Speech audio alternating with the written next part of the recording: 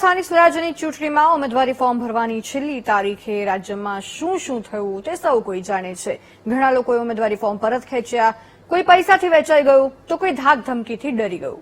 પરંતુ સુરતમાં એક કોંગ્રેસની યુવા ઉમેદવારે તો પોતાના સાથી ઉમેદવાર લાખોમાં વેચાઈ ગયાના આક્ષેપ લગાવ્યા. સાથે જ તેને પણ લાખોની ઓફર મળ્યાનો દાવો કરી નાખ્યો. કોણ છે આ ઉમેદવાર અને દગાબાજ ઉમેદવારને યુવા ઉમેદવારની માતાએ કેવી રીતે ફેંક્યો છે પડકાર, આવો જોઈએ. આજે એની ઇજ્જત કેટલી કરેલી હતી તમે ખબર છે? ન છૂટી વખતે મેં ઇજ્જત આજે એની રાખી, પણ આજે એને મારું નહીં રાખ્યું. એને મેં એના દેવ ડેરા કરીને મેં એની મરી ગઈ. મેં એને બરાબર આજે મારી પોળી, આજે એના પૈસા વાળા છે, મારી પોળી વગર પૈસાની છે.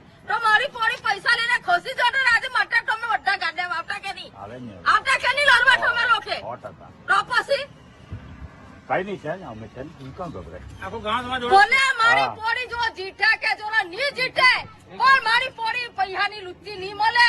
મારી પોડી ઇજ્જતની વાલી છે. મારી પોડી મારી દીકરી ઇજ્જત વાળી છે, તે પૈસા પાછળ નથી ભાગતી, અમે બિકાઉ નથી. આક્રોશ સુરત મહાનગરપાલિકાના વોર્ડ નંબર 18ની ઉમેદવાર પ્રકૃતિ રાઠોડની માતાનો છે. વાત એમ છે કે વોર્ડ નંબર 18માં કોંગ્રેસના ઉમેદવાર સંજય રામાધર રામાનંદીએ છેલ્લી ઘડીએ ફોર્મ પાછું ખેંચી લીધું અને પક્ષ તેમજ સાથી ઉમેદવારો સાથે મોટો દગો કર્યો.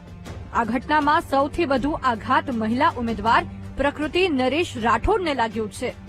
પોતાની દીકરીને ચોધાર આંસુએ રડતી જોઈને તેની માતાનો સંયમ તૂટી ગયો હતો. તેમણે જાહેરમાં આક્રોશ ઠાલવતા સંજય રામાનંદી પર પૈસા માટે વેચાઈ જવાનો અને એક મધ્યમ વર્ગીય દીકરીની મહેનત પર પાણી ફેરવવાનો આરોપ લગાવ્યો હતો. જ્યારે પ્રકૃતિએ પણ વીટીવી ન્યૂઝ સાથે વાત કરતા લાખોની ઓફર મળ્યાનો દાવો કર્યો. ભાજપના 4 લોકો આવ્યા હતા, તો એ લોકોની તો પહેલા વાતચીત તો થઈ ગઈ જ હશે. આમ નામ તો કોઈ આવવાનું છે જ નહીં.